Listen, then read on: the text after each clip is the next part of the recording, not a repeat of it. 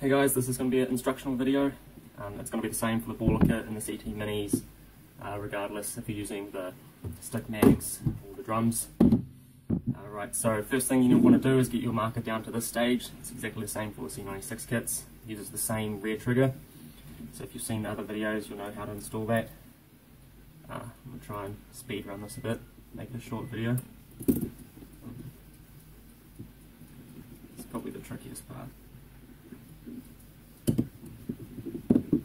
So it should look like that. That's your rear trigger. Install this plate.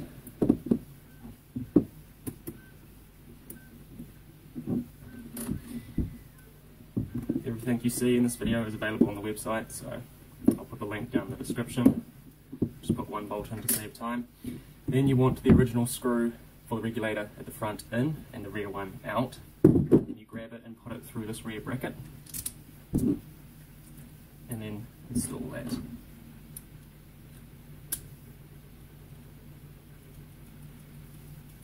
Make sure that the bracket's kind of straight and tighten it up.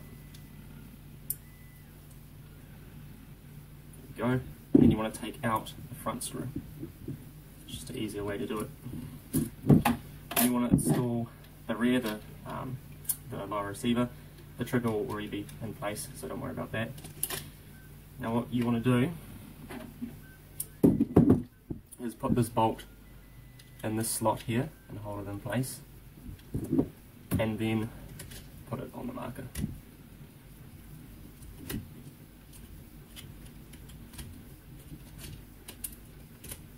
you go, like so. Might take a little bit of encouragement. It won't completely close down, so you need to push the receiver down as you screw the bolt in until it's tight, and then you take this rear bolt, get your large Allen key,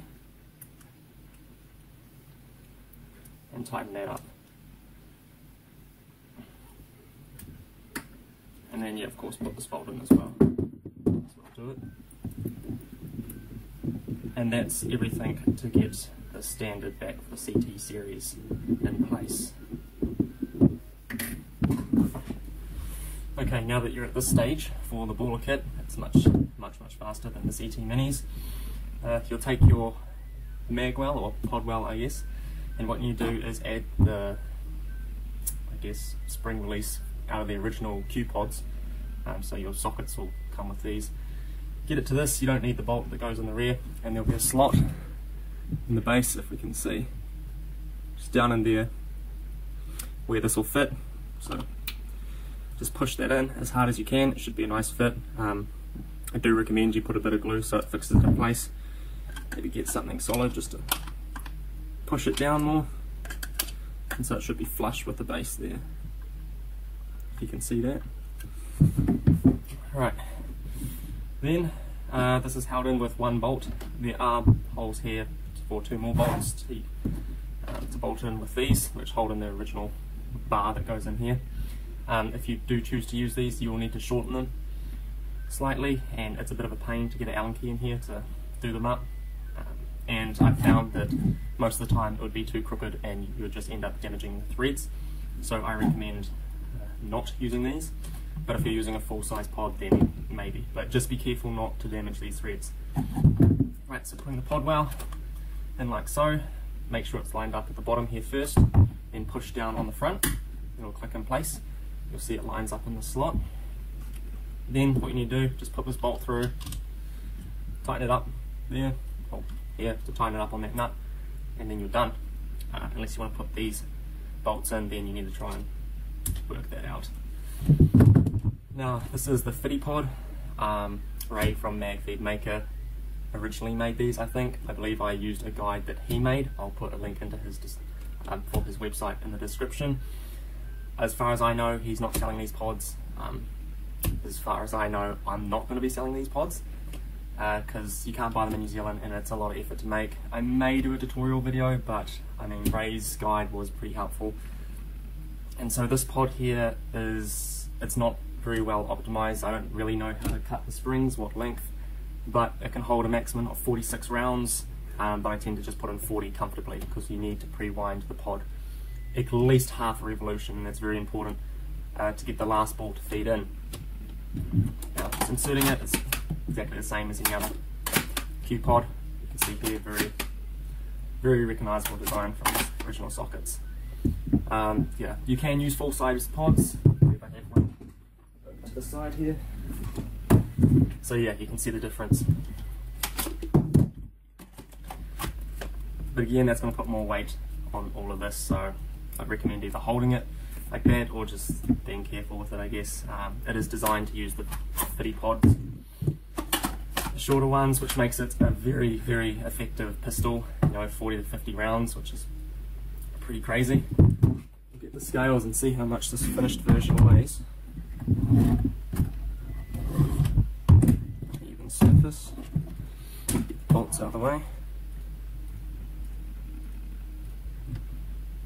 Clear that. Alright, 1044 grams, so just over a kg. Super light. Alright, that's about it for the kits. I'll probably be offering wood grips. Printed grips, because they do come standard with wood grips, but I'm having problems with my supplier, so that is the version of the wood grips. It'll look different to this because I'm using a different material and a different printer, my newer printer, which is also what this is printed on, so you get much higher quality. So yeah, it'll be cheaper to get the printed grips, obviously, so it just gives more options.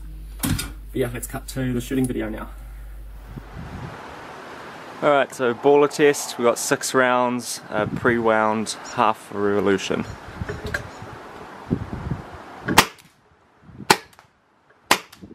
4, 5, and 6 will be empty. And then that's the one left in the pod. Okay, we've got my 50 pod here, pre-wound with half a revolution and holding 40 rounds exactly. We're just going to test it all out at once, see if it shoots them all.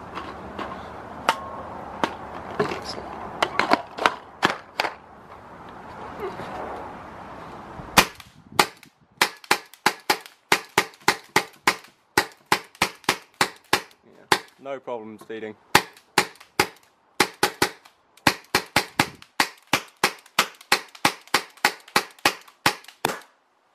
So we're out, not feeding, not chopping. One left in the pod, tipped it out. We're good, no breaks, perfect.